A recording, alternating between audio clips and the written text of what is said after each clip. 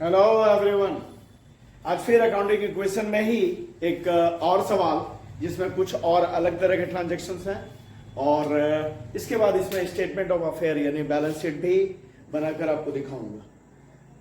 तो चलिए शुरू करते हैं और देखते हैं क्या सवाल है।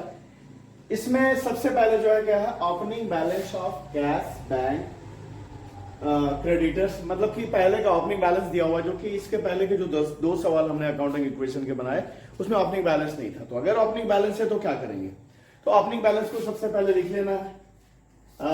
एसेट साइड में जितने सारे एसेट्स के ओपनिंग बैलेंस है वो, और लायबिलिटी साइड में जो लायबिलिटी के ओपनिंग बैलेंस है वो। तो सबसे पहले कैश, तो एसेट साइड में कैश लिख लेना है। कैश कितना है, 40,000। और उसके बाद क्या है, बैंक। बैंक कितना है, तो बैंक 10,000। क्रेडिटर्स, क्रेडिटर तो हमारा लायबिलिटी है, तो लायबिलिटी साइड में लिखेंगे क्रेडिटर्स। क्रेडिटर्स हमारा कितना, ये 10,000। ओपनिंग बैलेंस को पहले सारा लिख लेना है, उसके बाद ट्रांजैक्शन का सारा करेंगे। कैपिटल है 1 लाख, कैपिटल भी लिख लेंगे।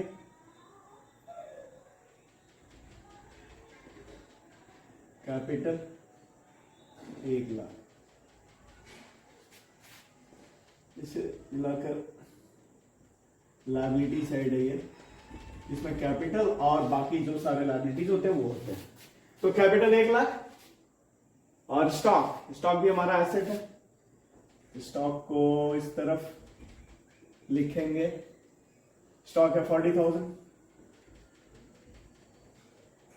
यहां पे एक लाइन खींचा जा सकता है, इससे दिखेगा सही। ऐसे लाइन खींच लेते हैं, ठीक है। और स्टॉक के बाद डेटर्स है, वो भी हमारा एसेट है। डेटर्स वो कितना है, तो वो है 20,000, 20,000। तो ये हो गया ओपनिंग बैलेंस को हमने पहले लिख दिया। अब ट्रांजैक्शन देखते हैं। पहला ट्रांजैक्शन क्या है, purchase goods for cash 15,000, credit 10,000। Goods खरीदा गया, उधार में भी खरीदा गया है, नगद में भी खरीदा गया। नगद में खरीदा गया जितना उतना रुपया हमारा घटेगा, और उधार में जो खरीदा गया उसके लिए रुपया नहीं घटेगा, तो हमारा एक क्रेडिटर खड़ा हो जाएगा जिसे हमें पैसा देना है। क्रेडिटर लायबिलिटी है। तो यहां पे देखते हैं purchase goods for cash. Cash में कितना खरीदा, 15,000, तो 15,000 कैश से डिडक्ट करेंगे।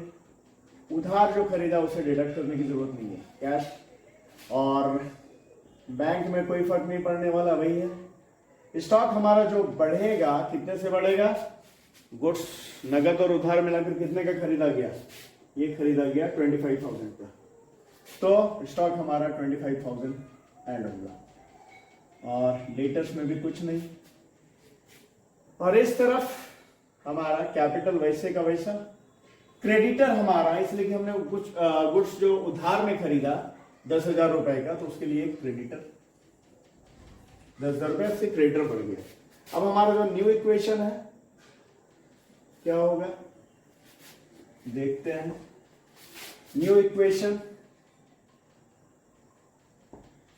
40,000 में 15,000 कैश घट गया, ये अब बचा 25,000, 25,000। और बैंक जितना था उतना ही।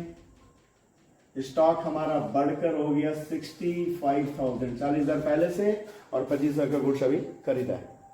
उसके बाद डेटर्स जितना था उतना ही, और उस तरफ हमारा कैपिटल भी जो था वही रहेगा।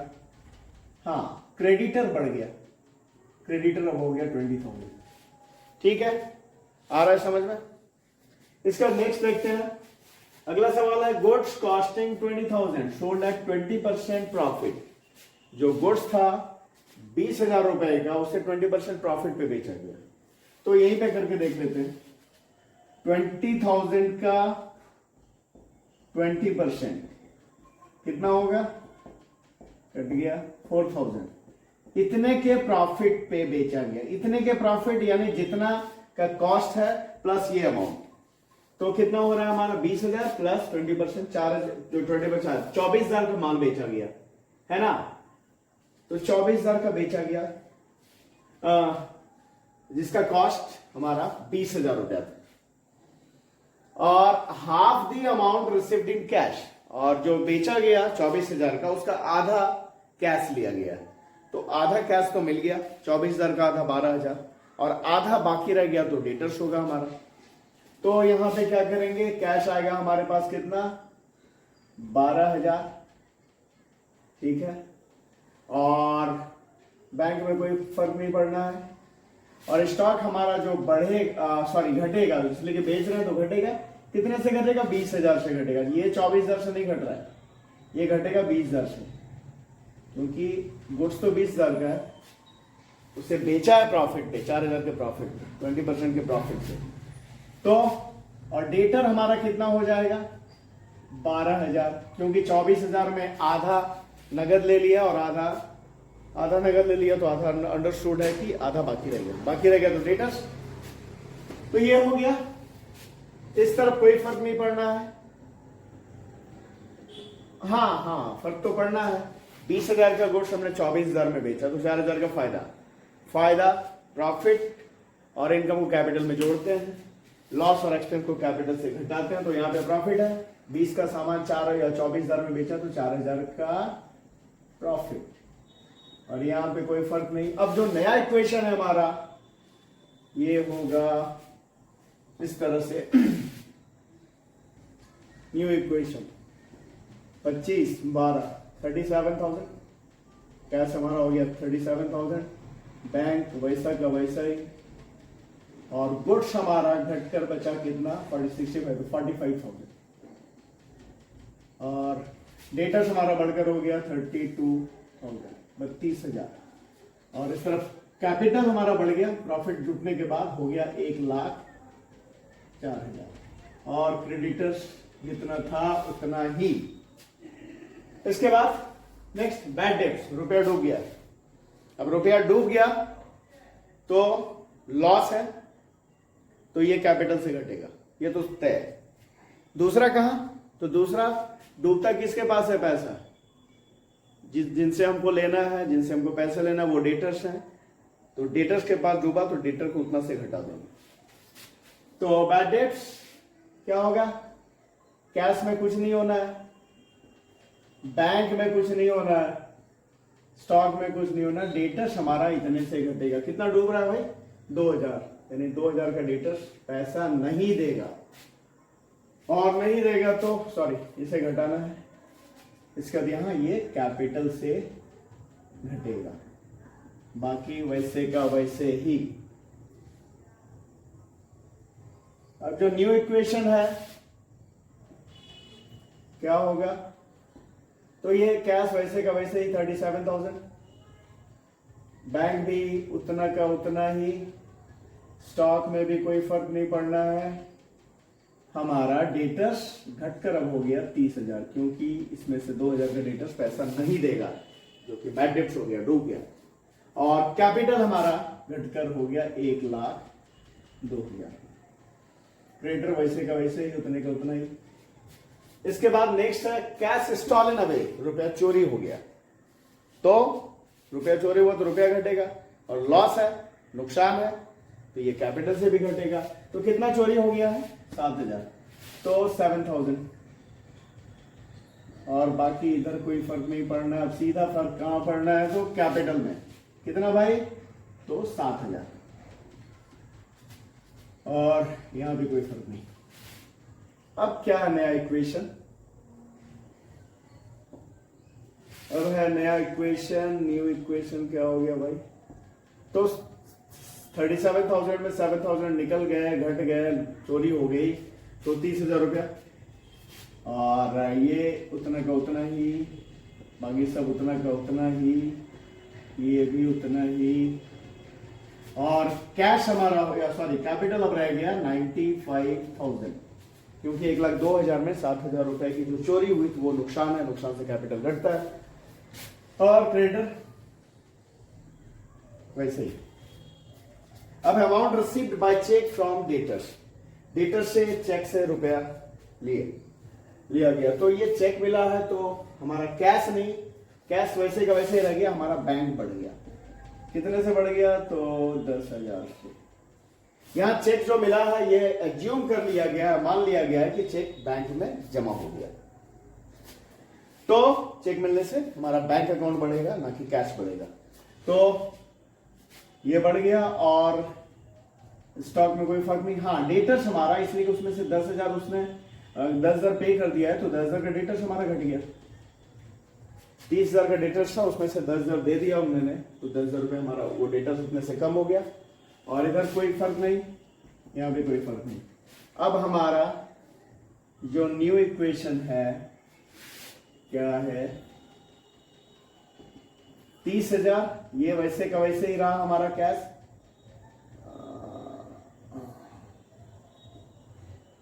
30,000 और ये हो गया हमारा 20,000। बैंक में पैसा बढ़ गया इसलिए कि एक पार्टी ने चेक से पेमेंट किया 45,000, ये वैसे का वैसे ही। और डेटर्स हमारा घटकर अब रह गया कितना? 20,000। और कैपिटल वैसे का वैसे ही, और ये है। समझ में आ रहा होगा उम्मीद करते हैं। उसके paid to creditor by cheque, cheque से क्रेडिटर को पेमेंट किया। अच्छा, अभी चेक मिला तो हमारा बैंक अकाउंट बढ़ गया, अभी पेमेंट कर रहे हैं चेक से तो हमारा बैंक अकाउंट घटेगा। कैश में तो कोई फर्क नहीं पड़ना है, बैंक हमारा 10,000 रुपए से घटेगा क्योंकि हम चेक से पेमेंट कर रहे हैं, और बाकी कहीं कुछ नहीं, बाकी कहीं कुछ नहीं। फर्क कहां पड़ेगा? तो फर्क पड़ेगा क्रेडिटर हमारा, जिस तरह डेटर से हमने पैसा लिया तो डेटर्स घट गया, उसी तरह क्रेडिटर को अगर हम पेमेंट कर रहे हैं, पैसा दे रहे हैं, तो हमारा क्रेडिटर घटेगा। 10,000 से घट गया। अब है जो न्यू इक्वेशन क्या है? तो कैश वैसे का वैसे ही, हमारा बैंक घट जाएगा और अब बैंक में रह गया 10,000 रुपए, और बाकी वैसे ही यहाँ 20,000, और यहाँ भी कोई फर्क नहीं। और इस तरफ क्या हुआ? तो क्रेडिटर हमारा घटकर रह गया 10,000। इसके बाद गुड्स सोल्ड ऑन क्रेडिट, उधार बेचा 10,000 में, और वो था कितने का? 8,000। गुड्स बेचा, जो बेचा गुड्स उसका कॉस्ट 8,000, उसे बेचा 10,000 में, तो 2,000 के फायदे के ऊपर बेचा है, तो हो गया क्या? और उधार बेचा है तो कैश तो आएगा नहीं, कैश में कुछ नहीं, बैंक में भी कुछ नहीं, ये सब वैसे का वैसे। स्टॉक हमारा घटेगा कितने से? 8,000 से। बेचा है हमने 10,000 में, कॉस्ट उसका 8,000 है, तो 8,000 घटा।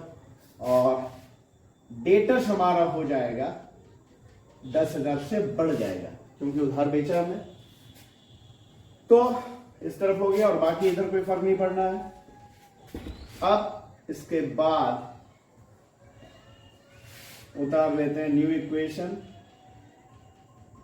30,000, 10,000, और गुड्स हमारा, स्टॉक हमारा घटकर रह गया 37,000 ना, और डेटर्स हमारा हो गया 30,000। और 8 का सामान 10 में बेचा तो प्रॉफिट है, प्रॉफिट को कैपिटल में जोड़ेंगे। ओ अच्छा, यहां पे किया नहीं ना, प्रॉफिट को कैपिटल में जोड़ा जाएगा, यहां पे हमने छोड़ दिया था, इधर तो सही किया था। हाँ, प्रॉफिट को कैपिटल में जोड़ देंगे, ठीक है। तो अब हमारा कैपिटल कितना हो गया? 97,000, ठीक है। उसके बाद अब देख लेते हैं एक बार, बराबर है 40,000, सॉरी 60, हाँ 1,07,000, 1,07,000 दोनों ही तरफ है। इक्वेशन हमेशा बराबर होगा दोनों साइड का। अब उसके बाद आते हैं goods withdrawn for personal use, personal use के लिए गुड्स निकाल। लास्ट जो क्वेश्चन हमने बनाया था उसमें कैश निकाला था पर्सनल यूज के लिए, तो कैश घट गया था। यहाँ पे गुड्स निकाला है तो कैश नहीं घटेगा ना, यहाँ पे गुड्स घटेगा। कहने का मतलब स्टॉक घट जाएगा। कितना निकाला गया है? तो 2,000, तो यहाँ कोई फर्क नहीं, यहाँ कोई फर्क नहीं, स्टॉक हमारा घट जाएगा 2,000 रुपए से। और ड्राइंग्स है तो ड्राइंग से कैपिटल घटेगा कितना, 2000। ये हो गया। अब न्यू इक्वेशन 30,000, 10,000 और ये हो गया 35,000 का स्टॉक कटकर, और ये सब ये वैसे का वैसे ही उतर गया डेटर्स, और इस तरफ कैपिटल हमारा हो गया 95,000 घटकर, क्योंकि गुड्स को पर्सनल यूज के लिए निकाल लिया गया, और ये 10,000। इसके बाद interest allowed on capital, capital पर interest, interest allowed on capital को कैपिटल में जोड़ेंगे भी, कैपिटल से घटाएंगे भी। ऐसा क्यों? एक तो पूंजी पर ब्याज है, इंटरेस्ट ऑन कैपिटल, तो कैपिटल बढ़ा, ठीक है, इसलिए ऐड कर दिया। और दूसरा, बिजनेस का ये एक्सपेंस है, प्रोपराइटर को उसके कैपिटल पर इंटरेस्ट देना, क्योंकि हमने पहले ही बताया कि कैपिटल प्रोपराइटर का बिजनेस के ऊपर लायबिलिटी है, तो उस पर बिजनेस द्वारा इंटरेस्ट देना ये खर्च, इसलिए इंटरेस्ट ऑन कैपिटल को कैपिटल में जोड़ते हैं, क्योंकि उससे कैपिटल बढ़ेगा, और दूसरा बिजनेस के लिए एक्सपेंस है, इसलिए इससे कैपिटल घटेगा। तो इंटरेस्ट अलाउड ऑन कैपिटल, इधर कोई फर्क नहीं पड़ना है। यहां पे कितना है, 5,000, तो 5,000 क्या करेंगे, 5,000 जोड़ेंगे भी और 5,000 घटाएंगे, बाकी कोई फर्क नहीं। तो अब क्या है, न्यू इक्वेशन 30,000, ये वैसे का वैसे ही उतर गया, ये 10,000, ये 35,000, और मतलब आना वही है, क्योंकि एक बार प्लस एक बार माइनस हुआ तो वहां भी कोई फर्क नहीं पड़ना है। कैपिटल में 30,000, और ये वही 95 का 95 ही रह गया, और ये 10,000, और लास्ट रिसीव्ड कमीशन, कमीशन लिया, तो कमीशन से लेने से क्या हुआ, कैश आया, बिजनेस को कमीशन मिला तो कैश आया, कितना आया भाई, 5,000, और बाकी इधर कोई फर्क नहीं। अब सीधा फर्क कहां पड़ना है, तो कैपिटल में क्या होगा, कैपिटल में जाकर ये जुटेगा या घटेगा, जुटेगा। इनकम और प्रॉफिट को जोड़ते हैं, लॉस और एक्सपेंस को घटाते हैं, कहां से, कैपिटल से। तो हमारा जो फाइनल इक्वेशन आया, ये है फाइनल इक्वेशन हमारा,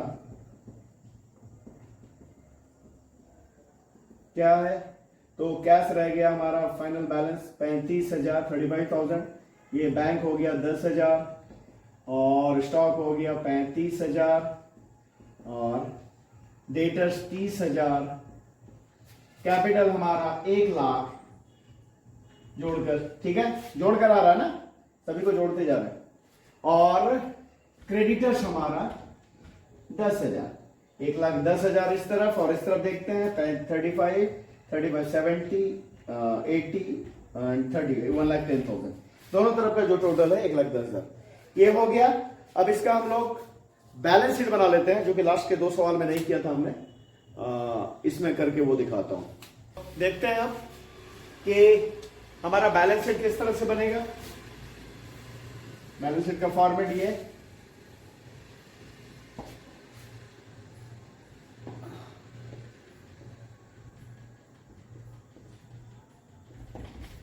इसमें इस तरफ liabilities, amount, asset, amount,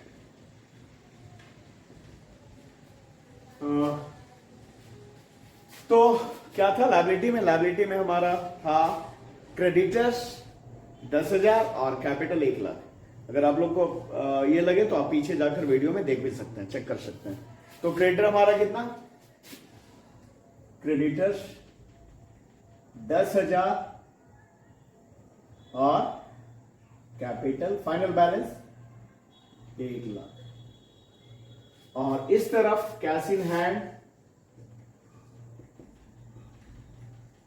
cash in hand था 35,000, कैश एट बैंक 10,000 और स्टॉक 35,000 और डेटर हमारा था 30,000। तो इसे टोटल करते हैं, दोनों तरफ बराबर आना चाहिए। 1,10,000 और इधर 1,10,000। तो ये हो गया बैलेंस शीट। तो ये वीडियो यहीं पे इसे समाप्त करते हैं और नेक्स्ट वीडियो में अगला चैप्टर स्टार्ट करेंगे।